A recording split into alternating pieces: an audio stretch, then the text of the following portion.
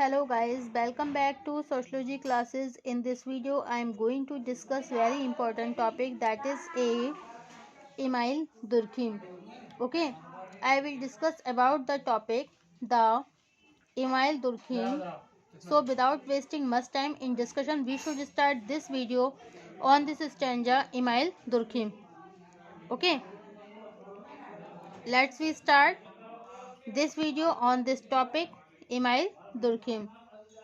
Okay, email Durkheim France के सामाजिक विचारकों में ऑगस्ट कॉम्ट के बाद इमाइल दुर्खिम को ही सबसे महत्वपूर्ण समाजशास्त्री माना जाता है। ओके, फ्रांस के समाजशास्त्री जो भी सामाजिक विचारक हैं उनमें ऑगस्ट कॉम्ट के बाद इमाइल दुर्खिम को सबसे महत्वपूर्ण समाजशास्त्री माना जाता है। कॉम्ट ने अपने विभिन्न विचारकों के द्वारा एक विज्ञान के रूप में जिस समाजशास्त्र की कल्पना की थी, दुर्खिम ने उसे व्यवस्थित रूप देने तथा समाजशास्त्र की विषय वस्तु का निर्धारण करने में एक महत्वपूर्ण भूमिका निभाई। ओके, यह सच है कि कॉम्ट को बौद्धिक और शैक्षणिक धरातल पर कोई विशेष मान्यता प्राप्त नहीं हो सकी। इसके विपरीत दुर्खिम वह पहले विचारक थे जिन्होंने अपनी बौद्धिक प्रतिभा के साथ ही शैक्षणिक स्तर पर विशेष सम्मान पाने में सफलता प्राप्त की। उन्हें फ्रांस में समाजशास्त्र का प्रथम प्रोफेसर बनने का गौरव प्राप्त हुआ। ओके, तो फ्रांस के जो सामाजिक विचारक थे उसमें ऑगस्ट कॉम्ट के बाद इमाइल दुर्खिम को सबसे महत्वपूर्ण समाजशास्त्री माना जाता है। ओके, कॉम्ट ने अपने विभिन्न विचारों के द्वारा एक विज्ञान के रूप में जिस समाजशास्त्र की कल्पना की थी, मतलब अपने विभिन्न विचारकों के द्वारा उन्होंने जिस समाजशास्त्र की कल्पना की थी, दुर्खिम ने उसे व्यवस्थित रूप देने तथा समाजशास्त्र की विषय वस्तु का निर्धारण करने में एक महत्वपूर्ण भूमिका निभाई। ओके, यह सच है कि कॉम्ट को बौद्धिक और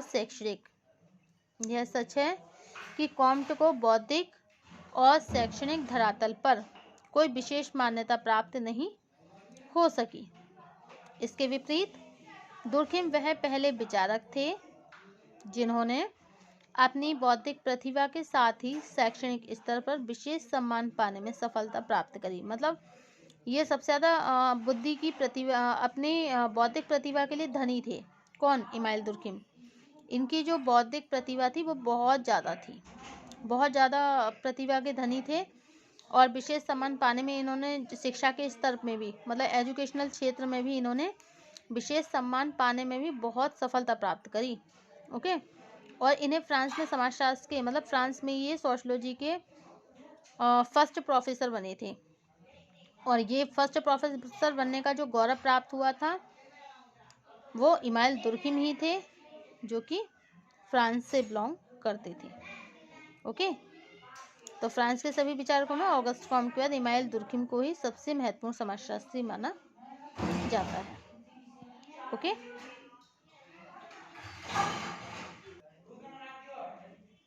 नेक्स्ट है दुर्खिम का जीवन परिचय, कृतियाँ, life sketch and works of Durkheim.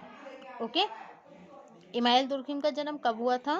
15 अप्रैल सन 1858 में पूर्वी फ्रांस के लॉरेन प्रांत में स्थित एपिनाल नामक नगर में एक यहूदी परिवार में हुआ। इमाइल दुर्खिम का जन्म 15 अप्रैल सन 1858 में पूर्वी फ्रांस के इमाइल दुर्खिम का जन्म 15 अप्रैल सन 1508 में पूर्वी फ्रांस के लॉरेन प्रांत में स्थित एपिनाल नामक नगर में एक यहूदी परिवार में हुआ था। फ्रांस के इतिहास में लॉरेन का महत्वपूर्ण स्थान फ्रांस के इतिहास में लॉरेन का महत्वपूर्ण स्थान रहा है क्योंकि इस क्षेत्र के यहूदियों ने फ्रांस के सांस्कृतिक तथा राजनीतिक जीवन में सदैव रचनात्मक भूमिका निभाई। ओके, फ्रांस का एक अल्पसंख्यक समुदाय होने के बाद भी यहूदी वर्ग धार्मिक और राष्ट्रवादी विचारों से युक्त रहा। यह सच है कि फ्रांस के कुछ भागों में यहूदियों के साथ काफी भेदभाव किया जाता था, लेकिन लॉरेन प्रांत में यहूदियों के साथ ईसाइयों का व्यवहार बहुत उदारता और सहयोग का था। दुर्खिम की पारिवारिक परंपरा में यहूदी दर्शन रब्बी ट्रेडिशन की प्रधानता थी। ओके, इसलिए अपने आरंभिक जीवन में दुर्खिम ने भी यहूदी धर्म की परंपरा का पालन आरंभ कर दिया। ओके, तो दुर्खिम का जीवन परिचय मतलब कृतियां, life sketch and the works of the Durkheim. Emile Durkheim का जन्म कब हुआ था? 15 अप्रैल 1858 को पूर्वी फ्रांस के लॉरेन प्रांत में स्थित एपिनाल नामक नगर में एक यहूदी परिवार में हुआ था। ओके, और फ्रांस के इतिहास में लॉरेन का बहुत महत्वपूर्ण स्थान रहा, क्योंकि इस क्षेत्र के यहूदियों ने फ्रांस के सांस्कृतिक राजनीतिक जीवन में सदैव रचनात्मक भूमिका निभाई। फ्रांस का एक अल्पसंख्यक समुदाय होने के बाद भी यहूदी वर्ग धार्मिक और राष्ट्रवादी विचारों से युक्त रहा, और फ्रांस के कुछ भागों में यहूदियों के साथ काफी भेदभाव भी किया जाता था, लेकिन लॉरेन प्रांत में यहूदियों के साथ ईसाइयों का व्यवहार बहुत उदारता और सहयोग का था। दुर्खिम की पारिवारिक परंपरा में यहूदी दर्शन की प्रधानता थी, इसलिए अपने आरंभिक जीवन में दुर्खिम ने भी यहूदी धर्म की परंपरा का पालन आरंभ कर दिया। ओके, तो फ्रांस के सामाजिक विचारकों में ऑगस्ट कॉम्ट के बाद इमाइल दुर्खिम को सबसे महत्वपूर्ण समाजशास्त्री माना जाता था। यह सच है कि कॉम्ट को बौद्धिक और शैक्षणिक धरातल पर कोई विशेष मान्यता प्राप्त नहीं हो सकी। इसके अलावा दुर्खिम वो पहले विचारक थे जिन्होंने अपनी बौद्धिक प्रतिभा के साथ शैक्षणिक स्तर पर विशेष सम्मान पाने में सफलता प्राप्त करी, और फ्रांस में समाजशास्त्र के क्षेत्र में काफी गौरव हासिल किया। ओके, दुर्खिम की कृतियां, वर्क्स ऑफ द दुर्खिम। समाजशास्त्र को एक पृथक विज्ञान के रूप में प्रतिष्ठित करने तथा समाजशास्त्रीय अध्ययनों के लिए वैज्ञानिक आधार देने के लिए दुर्खिम ने अनेक महत्वपूर्ण पुस्तकें लिखी। इनमें से कुछ पुस्तकों का प्रकाशन उनके जीवन काल में ही हो चुका था, जबकि कुछ पुस्तकों का प्रकाशन दुर्खिम द्वारा संपादित शोध पत्रिका एनी सोशियोलॉजी में प्रकाशित उनके लेखों के आधार पर दुर्खिम की मृत्यु के बाद किया गया। इनमें से कुछ रचनाएं इस प्रकार से हैं। ओके, तो समाजशास्त्र को एक पृथक विज्ञान के रूप में प्रतिष्ठित करने तथा समाजशास्त्रीय अध्ययनों के लिए वैज्ञानिक आधार देने के लिए दुर्खिम ने अनेक पुस्तकें लिखी। ओके, और इनमें से कुछ पुस्तकों का प्रकाशन उनके जीवन काल में ही हो चुका था, जबकि कुछ पुस्तकों का प्रकाशन दुर्खिम द्वारा संपादित शोध पत्रिका में प्रकाशित उनके लेखों के आधार पर ही दुर्खिम की मृत्यु के बाद किया गया। और इनमें से कुछ प्रमुख रचनाएं इस प्रकार से हैं, जैसे फर्स्ट है समाज में श्रम विभाजन, division of labour in society. Next है आपका आत्महत्या, द सुसाइड। ओके, आत्महत्या, द सुसाइड एंड समाजशास्त्रीय पद्धति के नियम, the rules of the sociological method. And next है धार्मिक जीवन के प्रारंभिक स्वरूप, the element forms of religious life. Okay, तो the suicide, division of labour in society, the rules of sociological method and the elementary forms of religious life. So these are the works of the Durkheim and these are the great works of the Durkheim, क्योंकि समाजशास्त्र को पृथक विज्ञान के रूप में प्रतिष्ठित करने और समाजशास्त्रीय अध्ययन के लिए वैज्ञानिक आधार देने के लिए दुर्खिम ने अनेक महत्वपूर्ण किताबें लिखी, और इनमें से इन पुस्तकों का प्रकाशन उनके जीवन काल में ही हो गया था।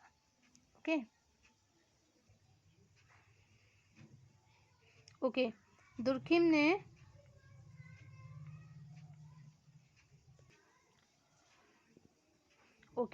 ने अपनी संपूर्ण कृतियों को फ्रेंच भाषा में ही लिखा है। बाद में उनकी कृतियों का अंग्रेजी तथा अन्य भाषाओं में अनुभव किया गया।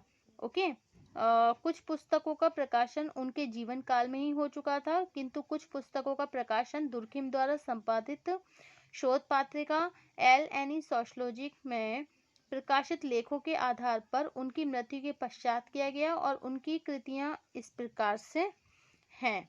Division of Labor in Society 1893, The Rules of the Sociological 1895, The Suicide 1897, and The Elementary Forms of Religious Life 1912, and Sociology of Education 1922, Sociology of Philosophy 1924, and Moral Education 1924, and the Socialism 1928. Okay, the evolution of the pedagogy. Third names in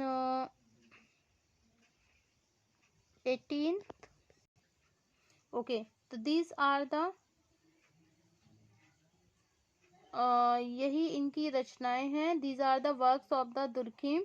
The Suicide, Division of Labor Society, The Rules of Sociological Method, and The Elementary Forms of the Religious Life. Okay, तो Durkheim ने अपनी संपूर्ण कृतियों को French भाषा में ही लिखा है और बाद में उनकी कृतियों का जो अंग्रेजी तथा अन्य भाषाओं में अनुभव किया गया. ठीक है, कुछ पुस्तकों का प्रकाशन उनके जीवन काल में ही हो चुका था. कुछ पुस्तकों का प्रकाशन उनके जीवन काल में ही हो चुका था. आंध्र युद्ध के दौरान लड़ाई के मैदान में बुरी तरह घायल हो गए थे. ये कौन? दुर्खिम. ठीक है, और उसके बाद दुर्खिम जबकि एक महान देशभक्त थे और 1914 में होने वाले प्रथम विश्व युद्ध में दुर्खिम को युद्ध के बारे में विभिन्न प्रपत्रों और अध्ययन सामग्री को प्रकाशित करने वाली समिति का सचिव भी नियुक्त किया गया. दुर्खिम ने इस कार्य को बखूबी निभाया और जनता को धैर्य, प्रयत्न और विश्वास का नारा दिया. फ्रांस की जनता के लिए ये नारा आज भी अमर है. दुर्खिम के जीवन में सर्वाधिक दुखद पल तब तक रहा जब तक अपने पुत्र आंद्रे की मृत्यु का समाचार मिला. आंद्रे युद्ध के दौरान लड़ाई के मैदान में बुरी तरह घायल हो गए तथा बल्गेरिया के एक अस्पताल में उनकी डेथ हो गई. ओके, तो this is the life history of the Durkheim and the works of the Durkheim. Thank you for watching this YouTube channel.